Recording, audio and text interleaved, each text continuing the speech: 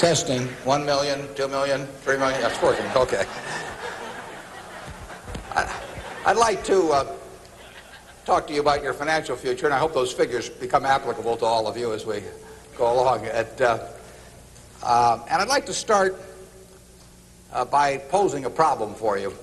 And incidentally, I'm just going to talk for a couple minutes, and we'll do Q&A, because what we want to do is talk about what's on your mind. But I'd like you to think about this for just a second. If, as we walked out of here today, I said I would like to buy 10% of your financial future, I was going to write you a check today, and from this day forth, you were going to give me 10% of everything you earned. How much would you want to charge me for that? I'm going to buy 1/10 of you. And I may take the low bid, incidentally, so be careful what you write down. Well, I think if you thought about that a little while, you can contemplate that for a few minutes. You know, you're going to get a check from me today, and you can do anything you want with the money, but from this day forth, you have to give me 10% of what you earn. I think it would be very foolish of you, any of you, if you asked for less than, say, $50,000. Now, it's going to be a few years before you're out earning money, and so I've got a few years of dead money there. But then I would start getting this royalty on you as you went along. So I really think that if you thought about it, most of you would want a fair amount more than that, and I think you'd be right. Fortunately, I didn't make this deal with anybody when I started out, so nobody's got a 10% royalty on me. But I think that $50,000 would sort of be the absolute minimum. And if you think about that, that means that right today, you are worth $500,000, because if 10% of you is worth $50,000 in cash today, your potential is worth a minimum on a 100% basis of $500,000. That is the big financial asset you've got. It's way more important what you do with that $500,000 asset that you own today than whether you decide to buy stocks or bonds, or whether you put your money in a mutual fund or pick your own stocks or anything of that sort. The biggest financial asset that you have going for you by miles is the value of your own earning power over the years. So that's really what you should focus on. If you're focusing on your financial future, that means you should focus on you. Because whether your 10% is worth $50,000 or $100,000 or $300,000, which would be $500,000 or $1 million or $3 million for all of you, whether it turns out to be one or the other is really dependent in a very large part on what you do in the next few years. All of you in this room have the brains to do extremely well in life. You've all got the energy to do extremely well in life, and then the question is, how do you apply it? If you've got a 200 horsepower motor, do you get 200 horsepower out of it? Do you get your full potential, or do you get 100 horsepower or 50 horsepower? Now, there's two things that can hold you back in getting the full horsepower out of your engine, whatever it may be. All of you have big enough engines. And one of those is a lack of education, but that probably isn't going to happen to very many people in this room. If you did have a lack of education, if you didn't have a chance to get a decent education in life, it wouldn't make any difference what that potential was, because you'd never unlock it. But the second most important thing, and equally as important, is in terms of the habits that you develop, in terms of what you do with yourself.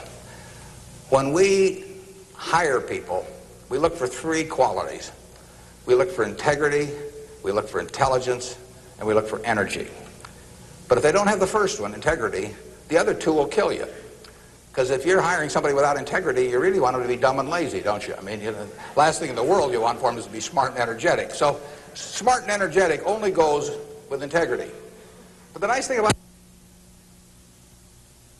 you make your own decision on that. You can't change your IQ or how far you can throw a football or how high you can jump or the color of your hair very easily. But you can elect to have integrity that matches anybody else's. And if you match that with intelligence, which you have, and energy, which you have, you will get an extraordinary result, and you'd be very foolish to sell me 10% of yourself for $50,000. On the other hand, if you don't match it with that, your potential will, in a significant part, go unused.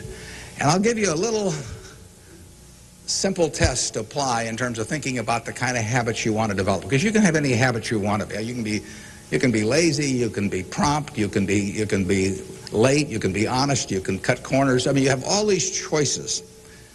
And those are choices for you to make. Nobody else is going to make them for you.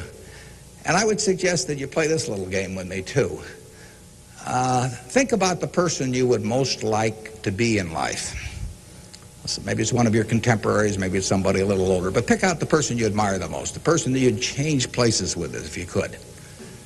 And then write down why you admire them. Just put it on a piece of paper.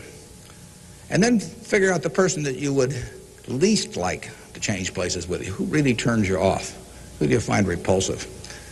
And list the reasons why that person turns you off so much. And put those down on the other side of the paper. And then look at that list. And you'll find that everything on the left-hand side, what you admire in other people, the qualities they bring to life, cheerfulness, generosity, all kinds of things, you'll find those are things you can do yourself. It's very simple. You got to apply yourself, but the habits you form in doing that early on will carry you through life. And on the other hand, you'll find that the things that make people repulsive, selfishness, obnoxiousness, all these things, egotism, are things that no one has to have. If you find those in yourself, you can get rid of them as long as you get rid of them early. So all I suggest is that you write down a list of what you admire, what you find contemptible, and decide that the ones on the admired side are ones you're going to acquire for yourself. And if you do that when you're young, it'll carry you through the rest of your life. This doesn't work if you do it when you're 50 or 60. By then, the habits are too well formed. But if you do it early, behavior becomes a habit. So if you do that, 2 or 3 years from now, if you go through the same exercise, you'll find out that the person you admire the most is yourself. That can be a little dangerous under some circumstances, but it's not a bad thing. I mean, you want to be somebody you like, and you don't want to be somebody that you dislike. And form those habits early.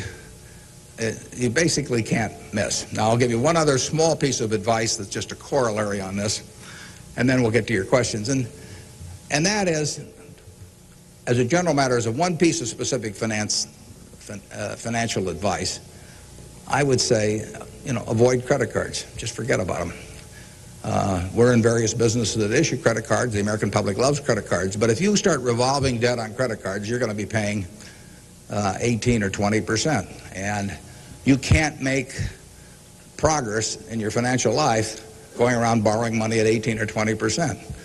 You can make a lot of money by lending it out at 18 or 20% over time. If you can find anybody that's good that will borrow from you. But you don't want to be on the side of the equation that's always behind in life.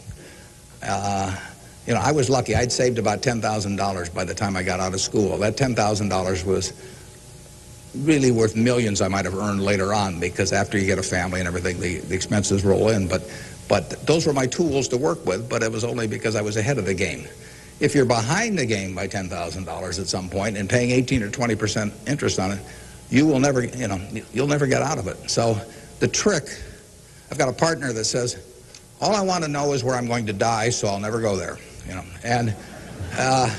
And that's true in financial matters as well. You want to figure out where you don't want to be ahead of time and avoid that. And I get about a dozen letters a day from people who are having terrible problems. And there are two reasons why they have terrible problems.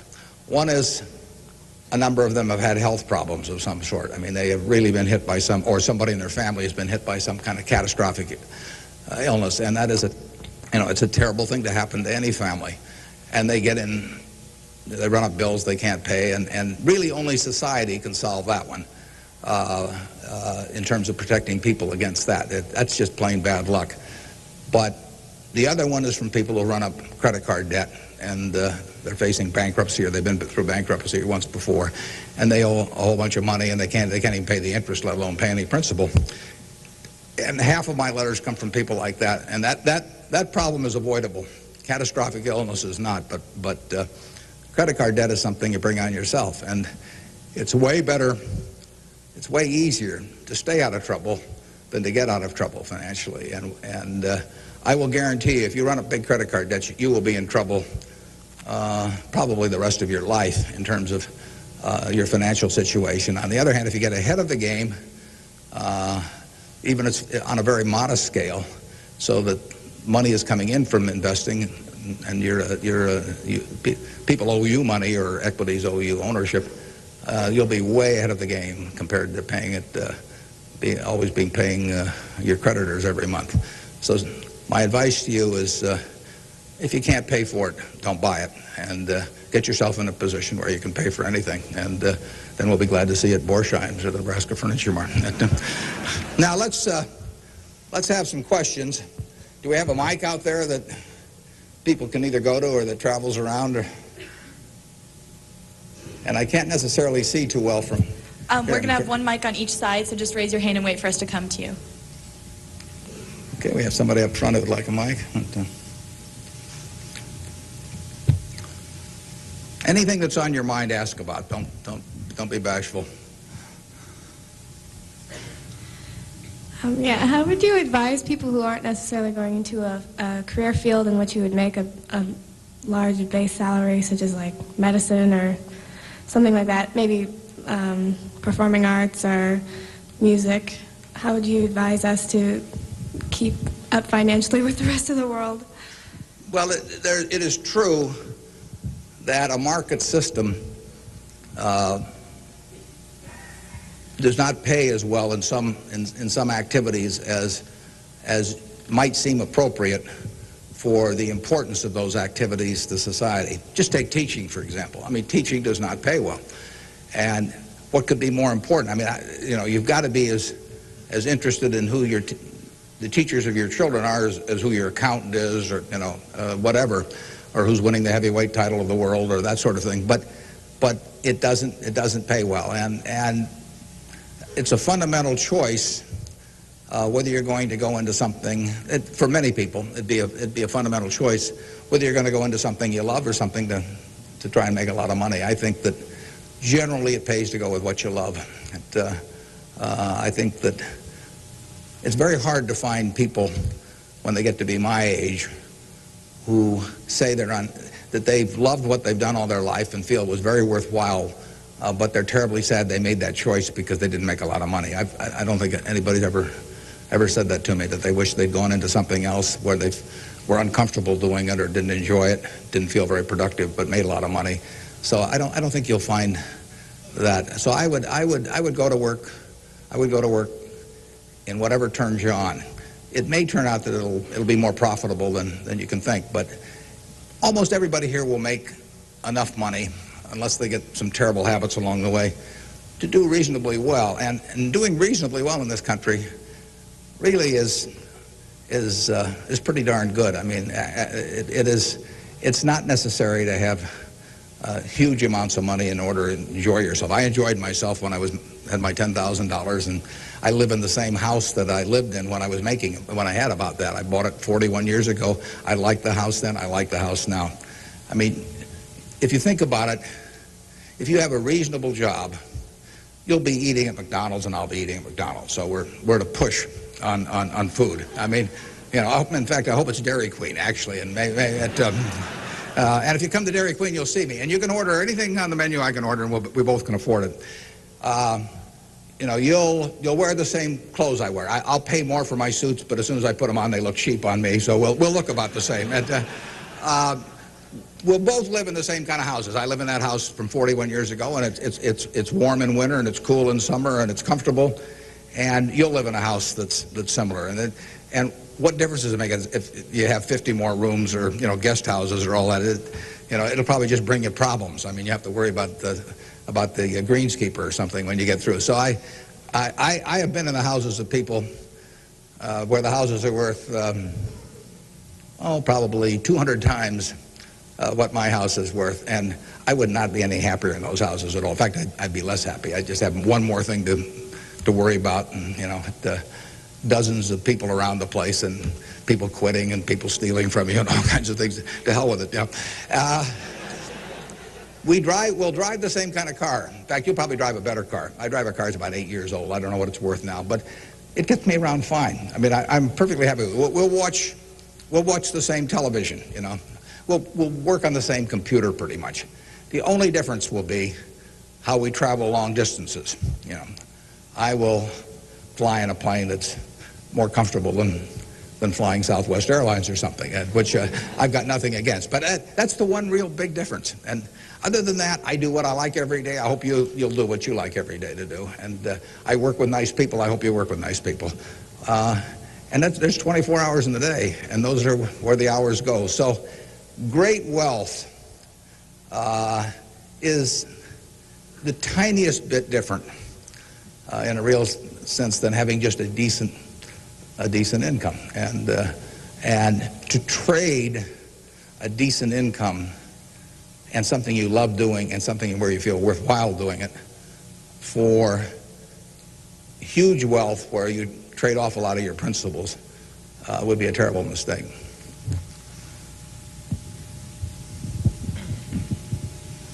Would you acknowledge your success more on yourself or from the help and teachings of others? Well, I was very lucky in life. If you tell me who your heroes are, I will make a pretty good prediction about what you're going to do. And I had the right heroes. I was very lucky in life, and my heroes never let me down. And started with my dad, and then I had others in business, and so I have had great teachers. Some formal teachers, some that were just informal teachers by instinct or example. And if I hadn't had those, you know, my life, I'm sure, would have been very different. If I'd been born anyplace else. When I was born in 1930, and at the time, 1 out of 50 births in the world were in the United States. So I came in against 50-to-1 odds against being born in the United States. I would have been a disaster, you know, if I'd been born in Afghanistan or Peru or someplace. I mean, I was extraordinary. I won the lottery the day I was born, you know, by being born in this country. So have you.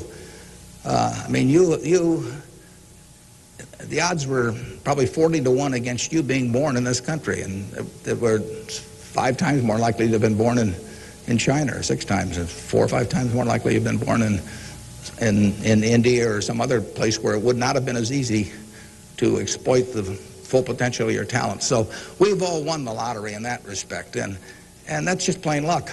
I mean, and I was lucky to be born at this time. I mean, capital allocation is something that pays off extremely well in this society now, but it doesn't pay off in other societies, and it didn't pay off, you know, many years ago. My friend Bill Gates says that if I had been born a few thousand years ago, I'd have been some animal's lunch. You know, I can't run very fast, and I can't climb trees, and you know, I just happen. Those are talents. Nobody asked me to climb trees now, but there was a time when it might have been important. And incidentally, Bill would have been some animal's breakfast. I mean, he can't run so fast either. But in any event, you know, we are lucky. I mean, just imagine being born a couple hundred years ago with exactly the same talents and how far they would have taken you then. You know, the average person today lives so much better than the richest person lived 100 or 150 years ago. So I'm lucky in that respect. I was lucky to be born of terrific parents. I was lucky to be raised in Omaha in a great public school system. I got a start here in the first 8 grades that gave me a foundation that later, when I went off the track a few times, carried me through, because I had a terrific grade school education right here in Omaha at Rose Hill. And one of the reasons I had it, incidentally, is kind of unfortunate, but I had that great education in part because women were being enormously discriminated against. And so a woman at that time could be a teacher, she could be a secretary, she could be a nurse, you know, and that was about it. So you had half the talent pool in the United States limited to just a few jobs. So you had an abundance of talent in those activities like nursing or teaching, because that talent with males was spread across every form of work activity there was, but with women it was concentrated in a few areas, and that benefited me. It's kind of sad because it didn't benefit those teachers, but I was very lucky, and I've really been that way all my life. And what I do is important as, you know, what a good teacher does or a good nurse does or something of the sort. You know, I think that's quite questionable. It pays off enormously well in a market economy like the United States, and but that's an accident. It didn't have anything to do with any innate ability of mine.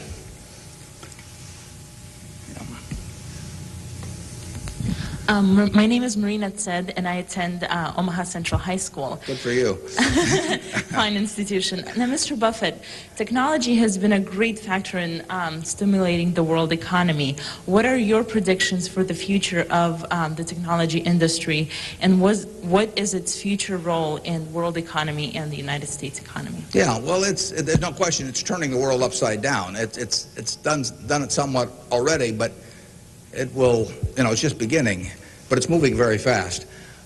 I met Gates on July 15th, 1991. I was out there for a 4th of July celebration with a friend and who subsequently died, Meg Greenfield of the Washington Post, and she took us down to visit the Gates family. And he tried to educate me about high tech. And he'd had better luck with chimpanzees. I mean, I was really a disaster. But he's a good teacher. But one thing he told me was that at the time, he said, you've got this model in your head of the world, and your model has time and distance as very limiting factors. And he said, they aren't limiting factors anymore. He said, the cost of talking to somebody around the world or getting your message in front of somebody or publishing, he said, it's going to be zero, or so close to zero it doesn't make any difference. And, that was revolutionary. But it's happening already in a very, very big way. And it's just, 8 years later, and it's exploding. So high-tech information technology, whatever you want to call it, is changing the world, and it's going to change it in a very, very big way. And it'll change, that's one of the things I think about in businesses we buy. We announced the purchase yesterday of a furniture retailer in Boston, in the Boston area. And, I think to myself, what effect does this new world have in terms of the internet on furniture retailing? You have to think about questions like that. The changes will be huge. I played bridge yesterday with people all over the country, but I played it with people all over the world. I just sit down on my computer, and I've got some popcorn there, and I'm in khakis and a sweater, and I can have a bridge game in 30 seconds with people all over the world, and no cost to it, basically. That's a lot different than trying to arrange a game with 4 people in Omaha, on a day when one guy wants to play golf and another wants to watch baseball. And it changes things in a huge way. We are very fortunate. It's in the degree to which the United States leads the world in this area. We have a lead. It's hard to think of who's in second place. And 15 or so years ago, this country had an inferiority complex. It'd be hard for you to remember because you weren't old enough to be around then. But in the early 80s, we were wondering whether the Germans and the Japanese were going to own everything, and that they were going to make all the steel, and they were going to make all the cars and everything else, and the television sets, and we were going to flip hamburgers. That was the standard line. And just imagine in a short period like 15 years how that's changed around.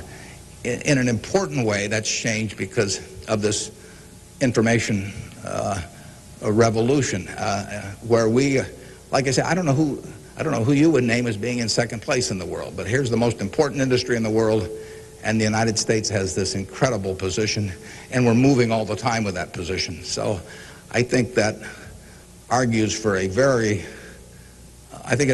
terrific future for the world over time, and I think it argues even more for a terrific future for this country. What are the best ways for youth to get started now in securing their financial future? For what to secure their financial future? For youth. Youth? Oh, well, it's not very complicated. It goes back to getting full use out of your own talents first. The difference between whether you're going to be earning X or 2X or 3X a year 20 years from now is going to be a function of how well, not how much talent you have, but how well you use the talents you already have. And so that is your best financial future is your own ability and your a capacity to use those abilities to their potential. And that can't be taken away from you. They can't even tax it. Most things, if you own a piece of real estate, if they double the taxes, they double the taxes, and that changes your ownership in the property, because now, in effect, the taxing authorities own more of it because they've got a greater command on the revenue stream.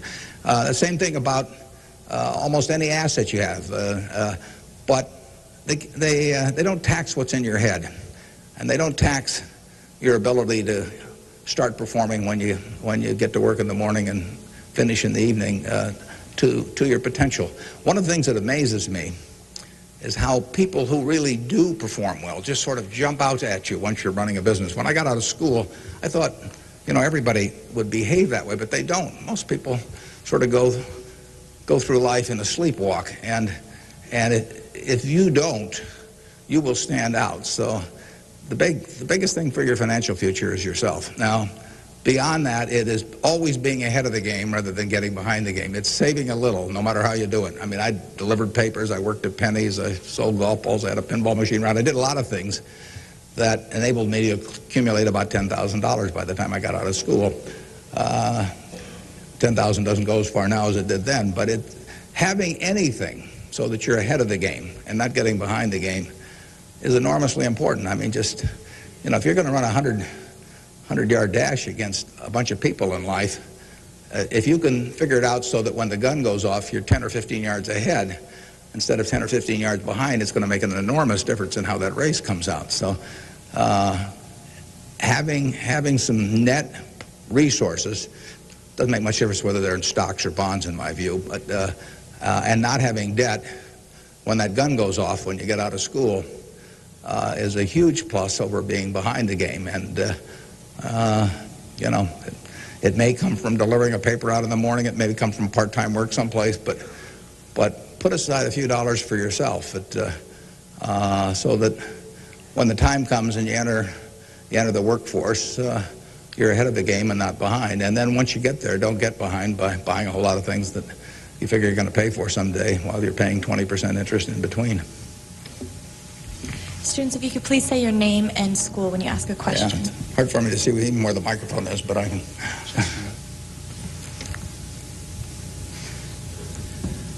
My name is Patrick Doherty, and I'm from William La Vista High School.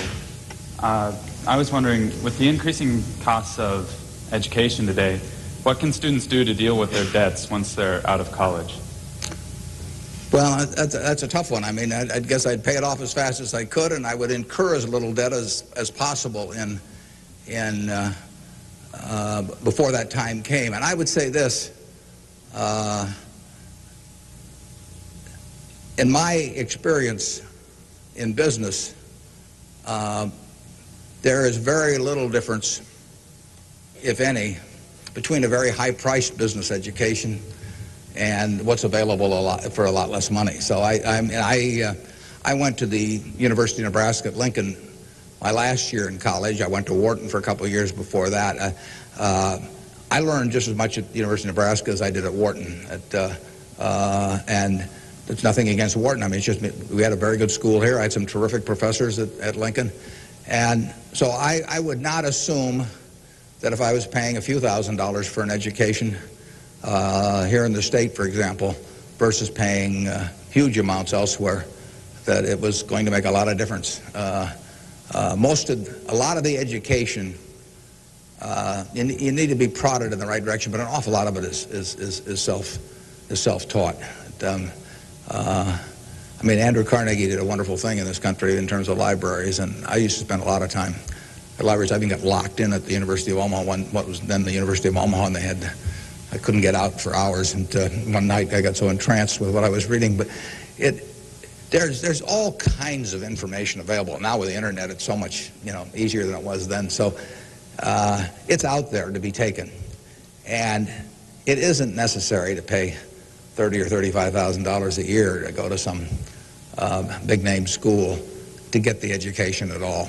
I mean, if you're going to learn accounting, which is probably the most important course you'd take in business, if you're going to learn accounting, you can learn accounting absolutely as well, in my view, going to UNO as going to Harvard. I mean, I see. I'd bet on that, and so I wouldn't run up huge bills in terms of getting a business education. Now, if you're going to get a medical education, I mean, there's certain professions where there may not be any way around spending a fair amount of money and getting in debt to some degree. You've got to make that decision yourself, but I'd certainly try to minimize it. And And I would have it figured out how I would handle that debt in, say, a 5-year period after I got out of school, or I would think twice about incurring it. There's a question up here, if we can bring a microphone. My name is Kyle Clark. I'm here representing the Omaha Youth Advisory Council. What advice would you have for a forming nonprofit organization? For forming a nonprofit organization? Well, I've always tried to avoid forming nonprofit organizations. Well, that would depend entirely on what I wanted to accomplish. I mean, it'd be one thing if it was a hospital. It could be another thing. There's so many types of it. So you've got to get people that are experienced and involved in an entity like that. And but it depends so much on the objective you're working at. Yeah, I promised this young lady here microphone for a long time. Hi, my name is Kara Harbert, and I attend Millard West High School. And I understand that you're very civically involved, and I was wondering how important of a quality you think that is for an individual in life and why. Yeah, well, I wouldn't say that I am that. I mean, I do certain civic things. I think your model as a citizen, for example, in Omaha would be Walter Scott. I mean, he is far more civically involved than I am, and incidentally, his predecessor, Peter Kiewit, was too, but Walter's carried it to new heights. So I don't want to take on any mantle for that myself. I do some things.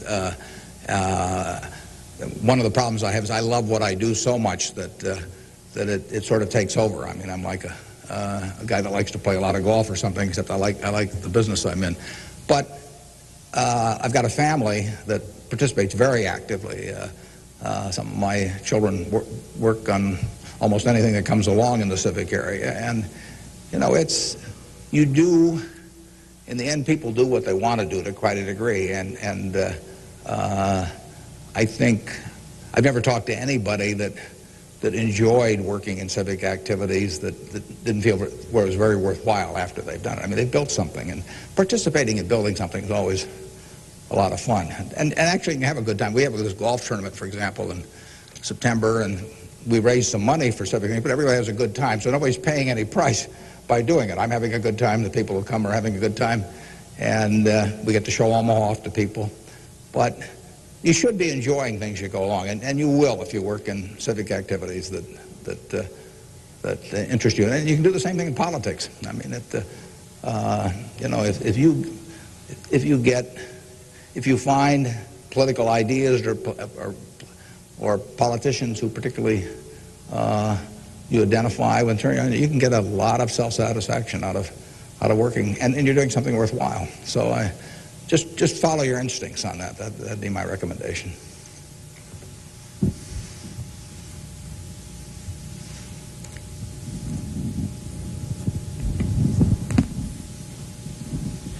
Hi, my name is Jeremy Graham from Millard South High School. We're probably the elite youth of today, and I have a question.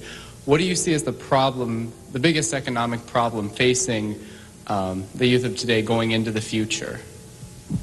Yeah, I don't think that you're going to have enormous economic problems. I think you will live in a society where the average person lives better by a significant margin than the average one of a generation earlier or 2 generations earlier. That's been the history of this country. It's a marvelous country that way. I mean, when you think of it, we have 4.5% of the world's population, and what's been accomplished here is incredible. 53% of the value of corporations that are publicly traded in the world exists in the United States with 4.5% of the population.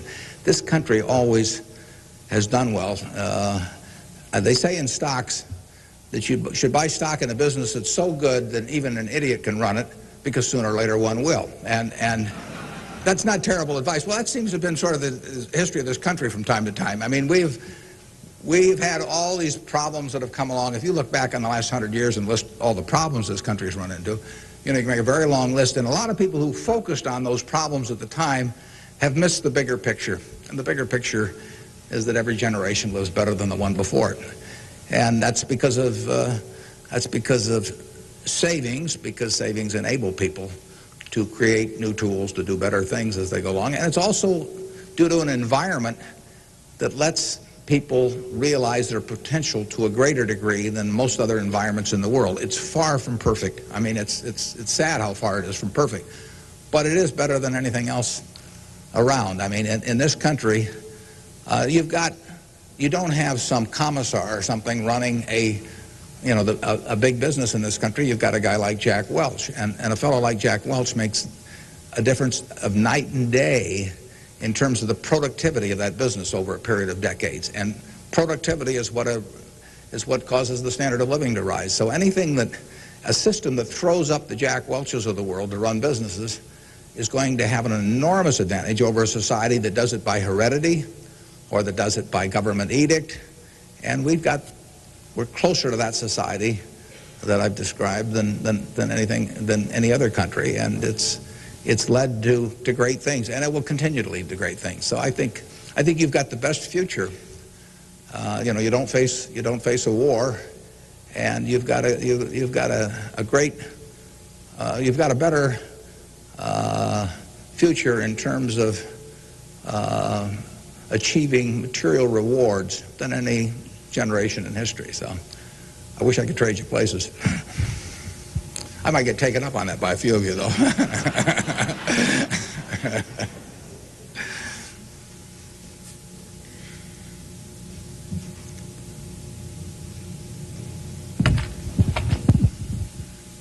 Hi, I'm Ryan Wilkins from Millard West High School, and I was wondering if you could speak for Mr. Gates were afraid of the impact on Y2K on the economy, or specifically the stock market. Yeah, well, I'm glad you gave me a chance to bring in other people, because I'm the last guy in the world to understand about Y2K. I don't know why this microphone's working. I don't know why lights go on. Or I flip on the switch of my television set and pray. I mean, it's all beyond me. But I would say this: the smartest people I know in that area, in large part, think it's going to be a non-event. In this country, I can't speak for the rest of the world, but so I think you'll wake up on January 1st and find the world hasn't changed from December 31st. Now, I would say this: you might get a whole bunch of friends to write you checks for $1 billion on December 31st and then deposit them, and who knows what'll happen? You can't lose anything. I mean, all they do is bounce, and if the system gets fouled up, you might find a lot of money in your account. But I wouldn't count on it. We own a company called Executive Jet. We have about 1,400 or 1,500 customers who own pieces of airplanes with us, and we've got 160 of their planes and some of our own flying around. It'll be very interesting to me to see what the advance. People let us know ahead of time when they want to use it. It'll be very interesting to see how many sign up for January 1st at 12:01. But it wouldn't bother me to fly them in the least on January 1st or do anything else on January 1st. Ideally, I hope they're getting prepared to watch the Huskers play in the big game. I'm Jamie Solis from Twin Valley, and I was wondering, how do you decide what you invest your time and money in? Yeah, well, I like to find businesses that have good economics. Now, what are good economics? Well, good economics are a business that has some kind of a moat around it that makes its product or its service or its location or something a little more desirable to the customer than any other sort of comparable product. The number one candy bar in the last 30 or 40 years has been Snickers. People don't fool around with different candy bars. They fool around with different length dresses. They fool around, with all kinds of things. But they don't fool around with candy bars because they figure, they're going to go in and lay out 50 cents or whatever it is and put it in their mouth. And they're not going to, for 50 cents and putting it in your mouth, I mean, you're not going to say, I'll lay out 45 cents and put something else in my mouth. So you find that very stable. And we like businesses that we think we can figure out where they're going to be in 10 or 15 years. I don't know where the information technology businesses are going to be in 10 or 15 years. I know where Snickers bars are going to be in 10 or 15 years. They're going to be selling just about the way they do now. I know where Wrigley's gum is going to be in 10 or 15 years. There's not going to be a lot of innovation in chewing gum. The internet's not going to cause people to quit chewing gum either. Gates may think so, but I don't think so. But it's predictability regarding the sustainability of a competitive advantage, something special about a product. So we look for those kind of products, and then we look for people that are running the business that are honest and able. And, you know, it's easier to find people that are honest and able than it is to find businesses that are going to stay wonderful for a long period of time. There are a lot of businesses that looked like they were going to stay wonderful that really evaporated over time. But that's what we're looking for. And the nice thing about it is we don't have to find very many. If we find one a year, that's terrific. Because you don't need 100 or 1,000 great investment ideas to do well. You need a couple. And the discipline is the most important thing. We don't need brain power. We need discipline. You don't need 150 IQ to do what I do. Thank God. You know, you don't need 140. You don't need 135. You may need 115 or something like that. But you do need discipline. You have to wait until you see the fat pitch to swing at. Because investing is a no-called strike game. You know, if I were a baseball player and I only liked pitches 2 inches above my navel, you know, some guy could learn that and he could pitch me, you know, 3 or 4 inches below that, and I get called out on strikes because I never find a pitch I like. You can get called out on strikes in baseball. You have to swing at pitches that you don't even necessarily like, particularly after the count gets to 2 strikes. In business, you don't have to swing at anything. You can sit there and the paper says General Motors at 68, or it says General Electric at 115, or it says General Dynamics at 63. And if you don't like those prices, you don't have to swing. You can wait there day after day after day after day, and there are no called strikes. Now, when you swing, when you decide to buy something, then, you know, if you swing and miss, it's a strike. But it's a marvelous game to be in because there are no called strikes, and you can simply wait for that one time in a month or 6 months or a year or 2 or 3 years when you really know what you're doing, where you like the price, where you like the people running the business, and then you swing, and you only need a few swings in your lifetime. So that's the way we try to pick businesses. We try to stay with things we understand. I mean, there can be all kinds of wonderful investment opportunities out there that I don't understand. I don't know what cocoa beans are going to do next year. You know, maybe you know, but I don't know. I don't know what crude oil is going to sell for. But I don't have to know. I just have to know the things. I have to know what I know. I have to know where the limits of my understanding are, what I call what my circle of competence is. And if I'm only able to evaluate 5% of the businesses in the world, no problem. I just stay within that 5% and try and find something. And that's, most people get in trouble because, in investments, because they get itchy. You know, they can't discipline themselves, and they hear about other people making money. Nothing upsets people so much as to hear about their friends making money. I mean, that's very destructive to discipline because they think, you know, I'm smarter than that guy next door, and he just bought that new car with the money he made trading stocks on the internet, so why can't I? Well, the answer is you can't over time. You will lose money if you trade stocks actively. And it's hard to exercise the discipline. But anytime you buy something, you should be able to take out a one-page sheet of paper and say, I'm buying General Motors at 65. I'm buying General Electric at 150 because. And you should write down the reasons. If you can't fill out the sheet, if it's because somebody told me about it at a cocktail party last night, that's not good enough. If it's because my broker told me about it, that's not good enough. You know, it's you've got to have a reason for thinking that it makes an intelligent investment. You do the same thing if you're buying a farm or an apartment house. If you're buying a farm, you'd say, I'm buying this farm at $1,000 an acre because I think I can earn $60 an acre on it if corn sells at such and such and soybean sells at such and yield is such and such. And you'd figure it out. That's the same reason you buy businesses. And when you buy stocks, you're buying a little piece of a business. And that's probably the most important thing to remember in investing is that when you are buying a stock, you're buying a little piece of the business. And if you are buying it at an attractive price for the business, for the whole business, you're going to make money. And if you aren't, you know, over time you won't make money.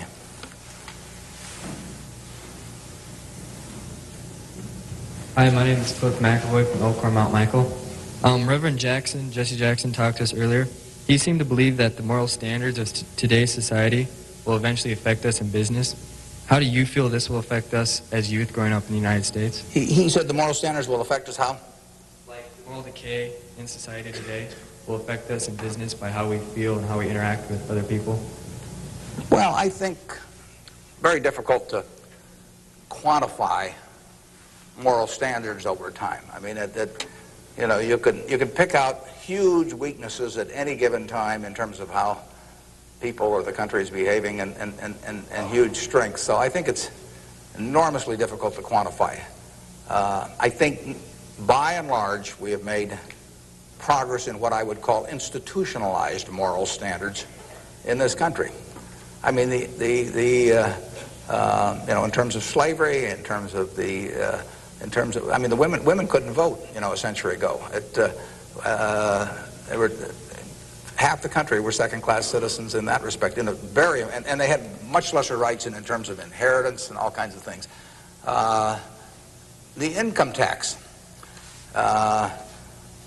didn't exist 100 years ago, so the idea of taxing people according to how much they benefited from society and their income didn't exist. So I think in terms of institutionalized moral standards, the country has made really quite significant progress in the last 100 years. I think, you know, there's an enormous distance to go. I think we're going in the right direction, maybe by fits and starts, but I think we're going in the right direction, and I think that you know, it will be a significant plus to everybody in this room if they live in a more moral society 40 years from now than a less moral. But I think the odds are that they will. I think the country moves in that direction. It's very difficult to do it, and all kinds of interests that work against it. But in the end, I think the American people want it. And you saw it in civil rights. I mean, it took television to dramatize what was going on, and people that weren't near it preferred not to think about it. But it got through to the conscience of the American people.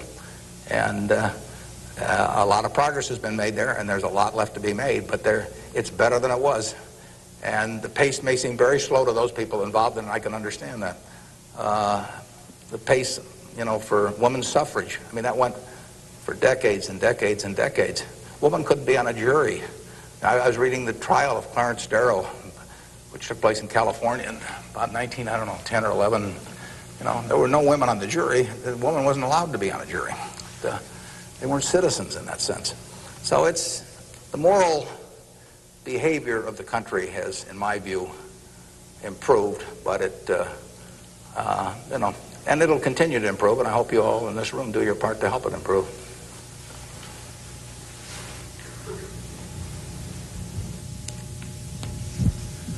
Hi, I'm Nick Jors from Central High, and I was wondering how, since the stock market's so high right now, if it'd be smart for us to get involved now, or to wait till it goes down a little, or what?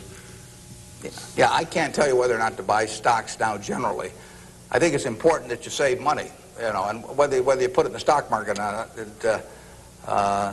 I don't think is terribly important. I think if you're interested in stocks, you should buy it, you know, and you've got a little capital, you should buy a few. I mean, I don't think there's any way of learning about them better than experiencing it. Doing it on paper isn't the same. I can guarantee you, if you lose money on paper or lose real money, it's a different experience. And so I think you'll learn more about yourself if you do it that way. I bought my first stock when I was 11. I was at Rose Hill at the time, and I bought 3 shares of City Service Preferred at 38, and it went down to 27, which is something I still remember, even though I was 11 at the time. And then it went up to 40, and I sold it. I made $5 on my 3 shares after commissions, and then it went to 200 and something. So, you know, I probably remember that a little better than if I'd been doing it on paper.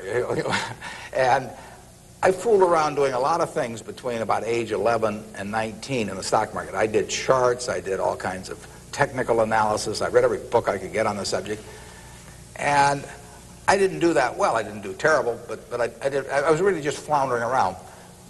But that meant by the age of 19, when I read Ben Graham's book, I was at the University of Nebraska in Lincoln, I went and bought this book called The Intelligent Investor. It just come out, and it had an enormous impact on me. Now, if I hadn't done, in the previous 8 years, if I hadn't been all over the lot, I'm not so sure that book would have had the same impact on me. I mean, by that time, I was prepared to read Ben Graham's book, which changed my life financially in an incredible way. I mean, I wouldn't be up here today if I hadn't read that book.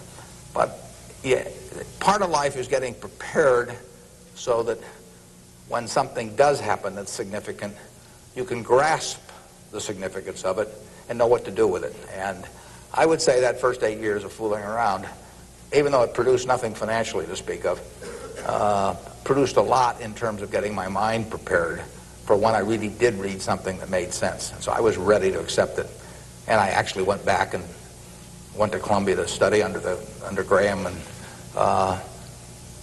because of reading that book, and all kinds of things flowed out of it. So I would encourage you, if you're interested in the field,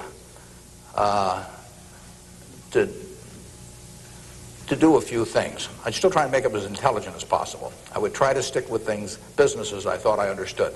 I'd still get out that sheet of paper, and I'd write, I'm doing this because, and just test my reasoning. And then I'd go back and read it a year later and see whether what you thought would be true turned out to be true. So I would always check myself. I believe in grading myself on everything. You know, doctors have postmortems, and they do it because they learn from postmortems. In business, people don't like to do postmortems. When I can be on the board of a company, and they can dollars building plants or buying companies, and they never want it 2 years later to run a check on how that decision turned out, because it can be unpleasant. But you learn from postmortems, and you don't want to learn. It's way better to learn from other people's mistakes than your own, but you got to learn from a few of your own too. And the time to do it is when you're young. We can do maybe one more, and then we wrap this up at one, do we? Or maybe two more.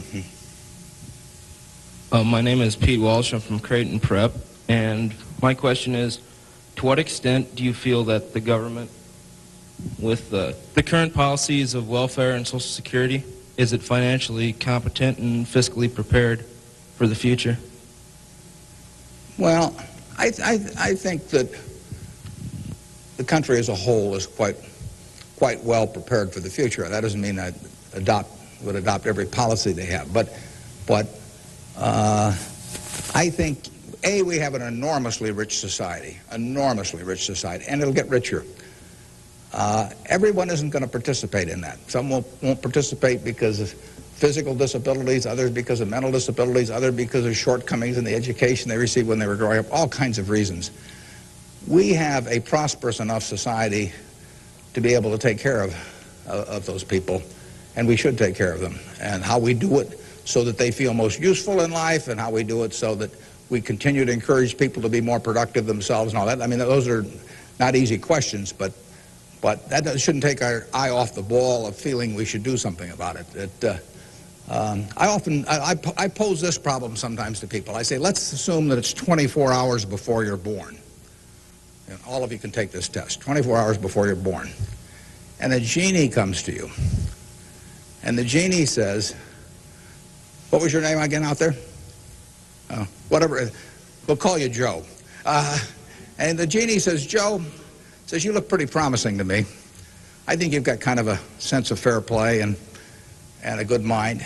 And so I'm going to let you have an extraordinary opportunity.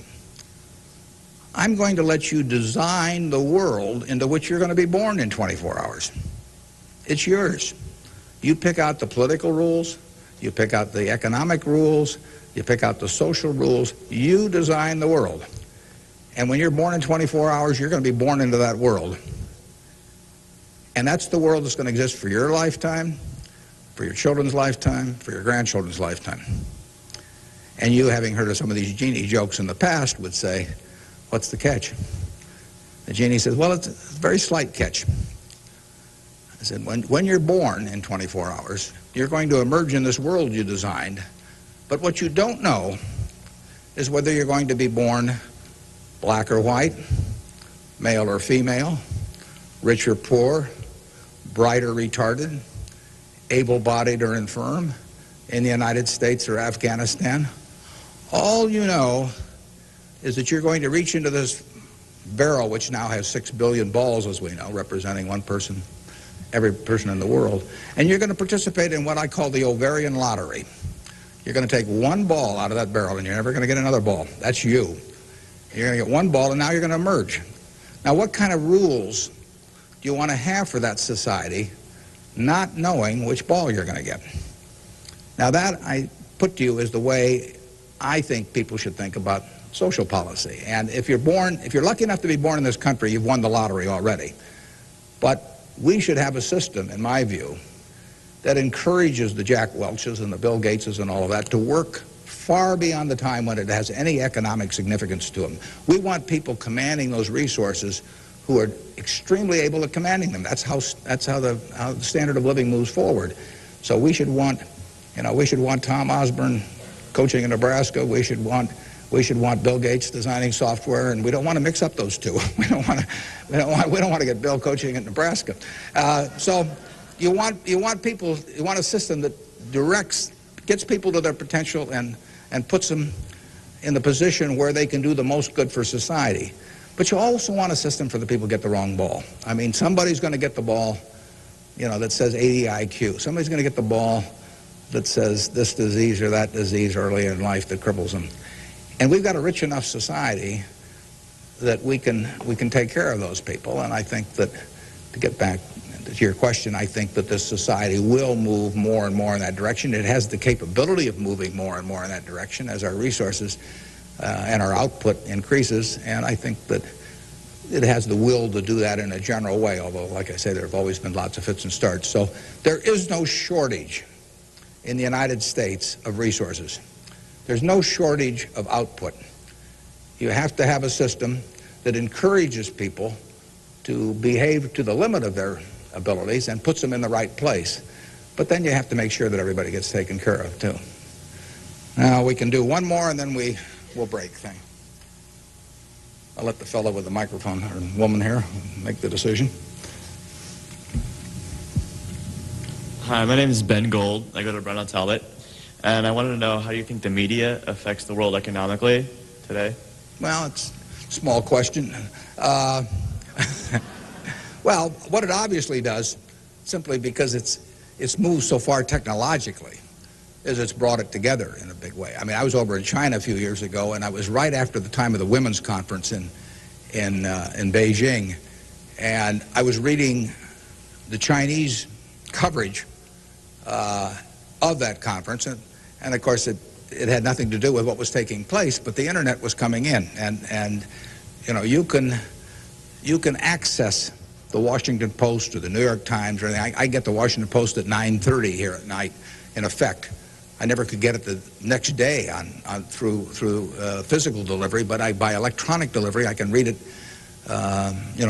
Probably earlier than most of the people in Washington are reading it. So the ability to communicate and the degree to which the world can have awareness of what's going on every place in the world is just, it's been a quantum leap. And, that will have, there are a lot of things that come out of that. And net, they're a plus over time. But the ability of information to be available to everyone worldwide almost instantaneously, it can be huge advances in things like medicine, for example, just to pick one.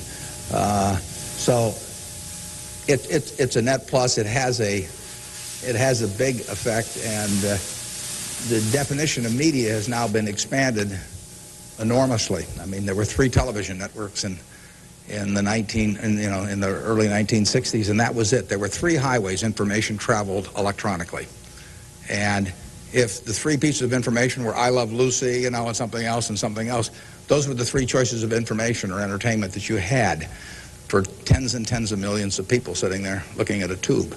Now it's unlimited, and that's only, 3 or so decades. So it's just exploded, and it'll continue to explode. And net, I think it's a plus. And I think it's 1 o'clock. I want to thank you all. I wish you well. You're going to do terrific. Thanks.